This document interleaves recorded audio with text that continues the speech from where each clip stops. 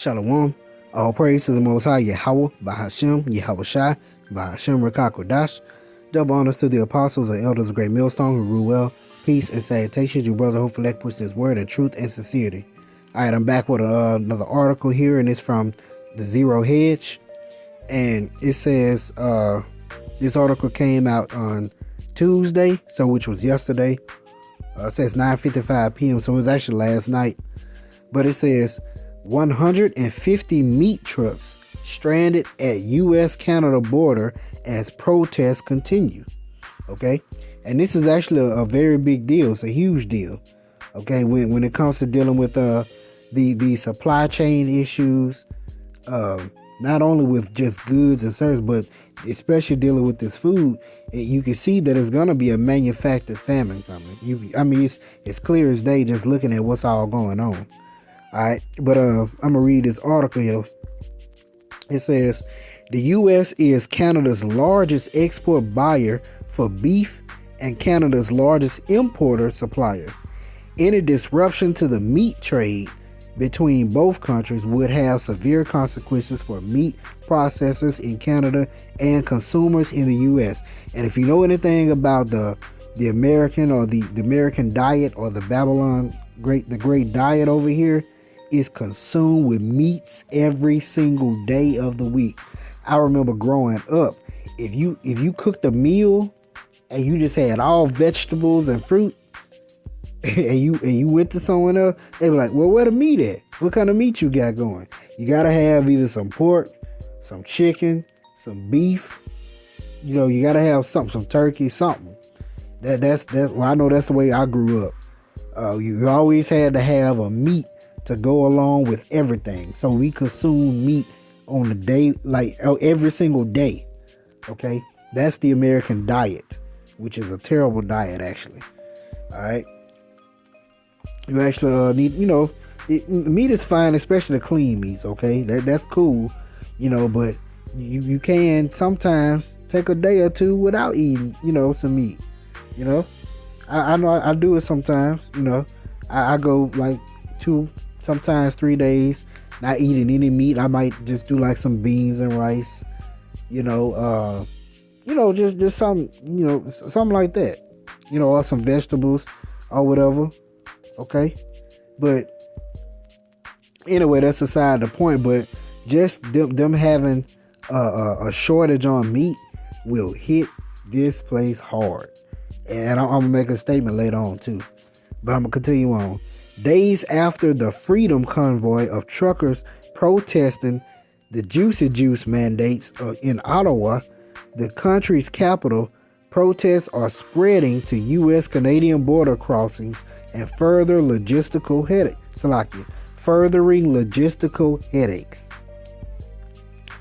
Bloomberg reports 150 trucks packed with beef and bound for the U.S. are stuck in a traffic jam at the border at Coates, Alberta, and the Canadian Meat Council said. Since the weekend, a convoy of truckers has slowed processing times between Alberta and Montana. All right.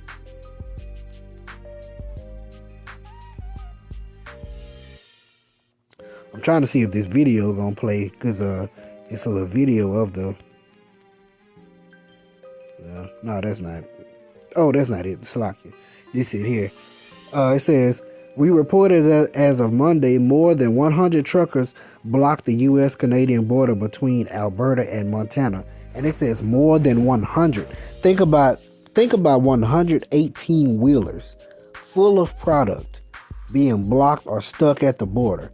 You know how much of product that truly is that's not getting to where it needs to get to, not getting to these stores. All right, here it is. This the video I was talking about. It says it's a massive convoy of truckers have blockaded the U.S. Canada border crossing into Alberta. Look at how many trucks this is. Make it. Okay. So like it.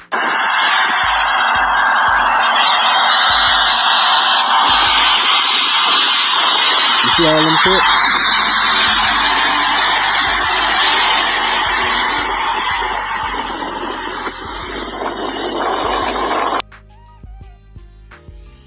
I'm gonna play it one more time.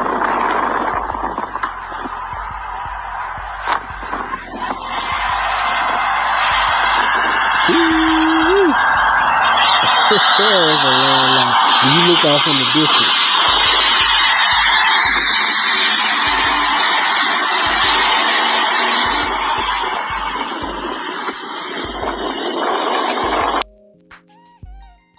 But you think about that, over 118 wheelers. All right. This says on Sunday, Alberta Premier Jason Kenney called for an end to the blockade, stating Canadians have a democratic right to engage in lawful protests. I urge those involved in this truck convoy protest to do so as safely as possible and not to create road hazards that could lead to accidents or unsafe conditions for other drivers. It is not yet clear what the provincial, or federal government is doing to facilitate a resolution. The longer this takes, it will cause more supply chain issues, and this will affect everyone from producer to consumer. Marie-France McKinnon, a spokesperson for the council, said, what sparked, here's another picture here, if you can see it, but it says, what sparked convoys across border crossings and the capital is a new measure imposed by the Canadian government on January 15, requiring the unjuiced cross-border truckers to quarantine upon returning home, making it virtually impossible for them to work. So think about those who are crossing the borders. And now I know the place, the alphabetical thing out in Atlanta, you know what I'm talking about, the alphabetical place. Now they recently cut it down of the quarantine time from 10 days to 5 days. Now, once again, I'm not sure what they're using because they didn't state it, but their quarantine time could either be 5 days, it could be 10 days, or it could even be the 14 days. Remember from when it first started.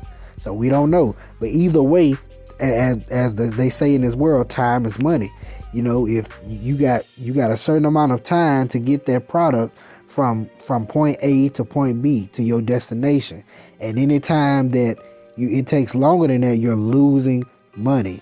Okay, and with them being cut off, or you have that convoy, you have them dealing with the quarantine and all that's gonna add on to the problems, okay, that's already here. But it says trucker convoys are so disruptive to trade between the U.S. and Canada that local officials are expected to take action to resolve the revolt. Okay. Every truck taken out of the supply chain is one less truck that can haul goods. Exactly. This comes as Irish-related worker absenteeism and labor shortages have prolonged supply chain woes. Okay, yeah, that's why I said you're dealing with all of that. Snarling chains, even more, has been an answer by the people to band together against medical tyranny by the government. There's just one problem. Blocking cross-border trade, or at least slowing it down, will further supply chain issues and could spark meat shortages in the U.S. You see that? That's it on the article there. All right, but think about that supply chain. Okay, you have a certain amount of product that's already in movement, from point A to point B or to the destination, and you also have a certain amount of product that's in the stores already. Okay, but what happens when you cut it off? Okay, you completely cut it off or stop the incoming, the production, okay, from whatever end, whether it be from the farmer's end or from the trucker's end. Either way, you're gonna, when you, like for instance, if you have a straw within a drink, okay? And you're drinking out of that straw, okay? The liquid, or I'll just use water for example, the water is coming up as you're drinking.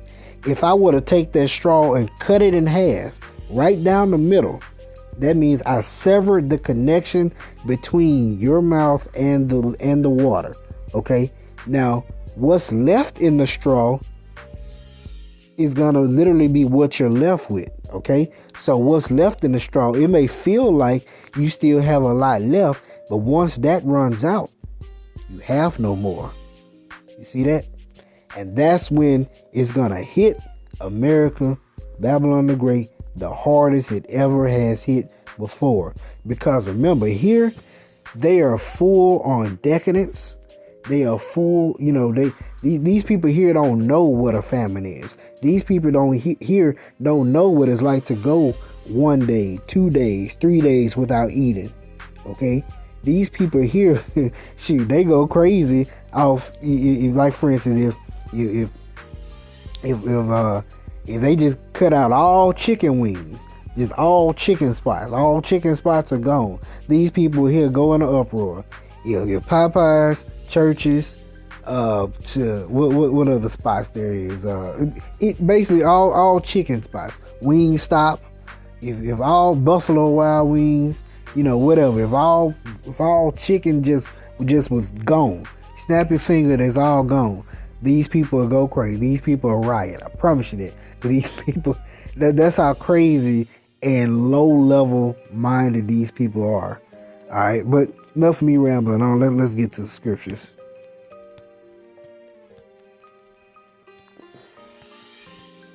All right, let's see. The 2nd Ezra chapter 15, verse 10. Behold, my people is led as a flock to the slaughter.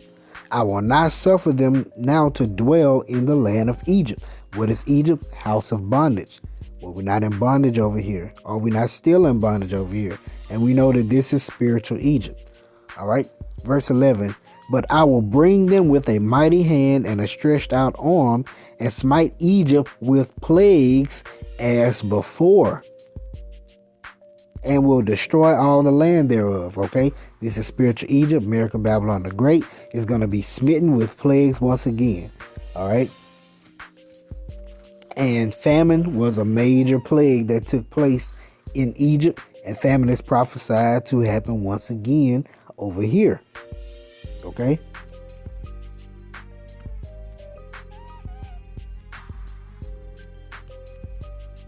Let's see.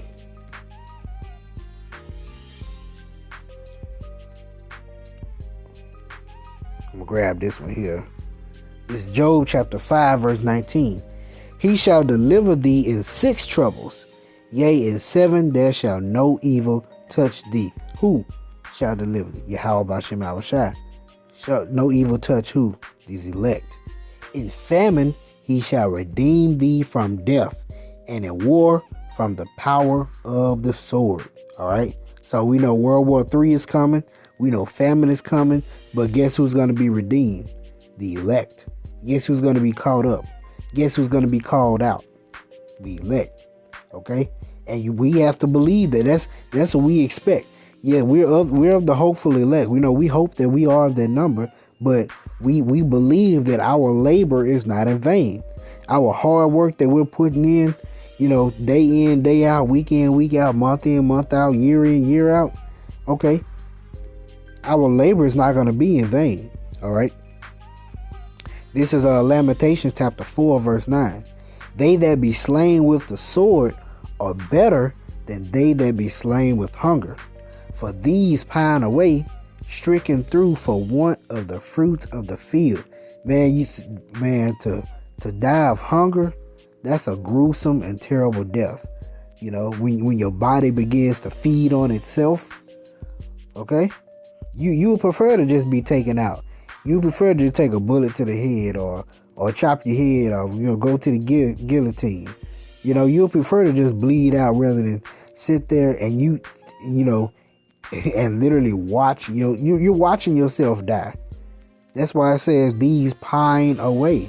You're slowly dying. Okay. And it says stricken through for want of the fruits of the field. So, you know,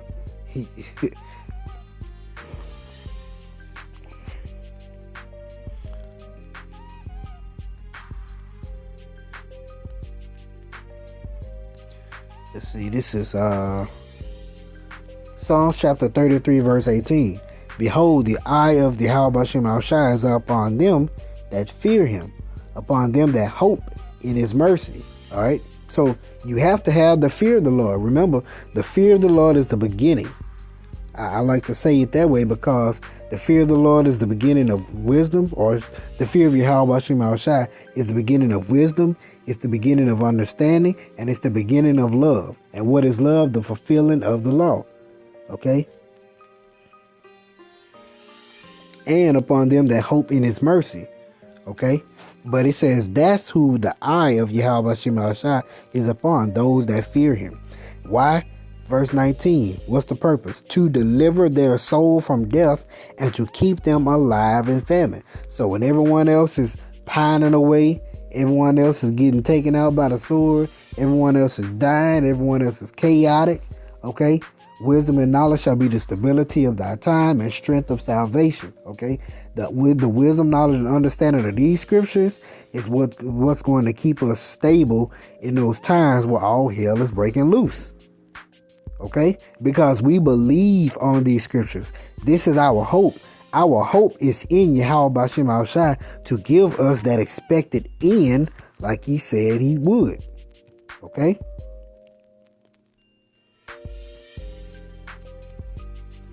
This is 2 Ezra chapter 6 verse 22. And suddenly shall the sown places appear unsown. The full storehouses shall suddenly be found empty. All right. And what does it mean by the sown places? Okay. Those are your, your field, your seeds, your planted, your gardens, your fields, dealing with your farmers, which is why if you notice that the farmers, they've been losing crops. They've been being paid to destroy crops. Okay. By the government. Okay. And that's affecting the food supply. And then it says the full storehouses shall suddenly be found empty. Now, when people get wind of, it's going to be a famine, they what they start doing, they start panicking. They start going in the stores and doing what they call panic buying. Well, I usually go and get 2 cans of beans. I'm gonna get 30 cans of beans. I usually get two rolls of toilet paper or toilet tissue. I'm gonna get five cases of toilet tissue. Don't ask me why. I just had to bring that out again. That was just too funny. Okay, but the people will begin to panic buy, and thus that's why the storehouses shall suddenly be found empty, because it's going to happen in an instant. Okay, because these stores don't have that much of a surplus supply to keep up with the demand when people are going to be panic buying. Okay. This 2 Ezra chapter 16 verse 21. Behold, victuals shall be so good cheap upon the earth that they shall think themselves to be in good case. And right now, victuals meaning food. Okay, commodities. All right. Things you can consume. Goods. All right. And right now, they are still cheap. Okay. They're still not, insurmountable. They're still affordable. But if I don't know if y'all been paying attention, but these prices are slowly going up. Inflation is happening right up under our nose. But it's not hyperinflation, but the inflation is currently happening. When you go in these stores, just look at these prices. They are slowly hiking. They slowly going up. All right. Victuals shall be so good, cheap upon the earth, that they shall think themselves to be in good case. And people are still walking around like nothing's going on, nothing's happening. You talk to someone about You mentioned famine or inflation. They go, oh yeah, famine, yeah, inflation, yeah, I know about that. But they still continue on, not knowing anything. So the people, they gonna think themselves to be a good case, which they do. And even then shall evils grow upon the earth, sword, famine, and great confusion. And we can see evils are truly growing. Okay, the love of many waxing cold to everyone. People are literally cold-hearted. Verse 22. For many of them that dwell upon the earth shall perish of famine, and the other that escape the hunger shall the sword destroy. All right. But what does that mean for the Lord's Yahweh Shem Shai's elect? Let's get it. This is going to be Isaiah chapter 65. This Isaiah chapter 65 verse 12. Therefore will I number you to the sword, and ye shall all bow down to the slaughter, because when I called ye did not answer. When I spake ye did not hear, but did evil before mine eyes, and did choose that wherein I delighted not. Therefore, thus saith Yahweh Shem Yahushai, behold, my servant shall eat, but ye shall be hungry. Behold, my servant shall drink, but ye shall be thirsty. Behold, my servant shall rejoice, but ye shall be ashamed. Behold, my servant shall sing for joy of heart, but ye shall cry for sorrow of heart, and shall howl for vexation of spirit. Okay? So, if you have the fear of the Lord, the fear of Yahweh Shem Yahushai, and you serve him, you call on that name, Yahweh Bahashem Yahushai, okay, you're going to be good. That's it there, okay? But just wanted to bring out that article there, okay? So, call on Yahweh Bahashem Yahushai, Bahashem Makakodash. Hope you edified. Shalom.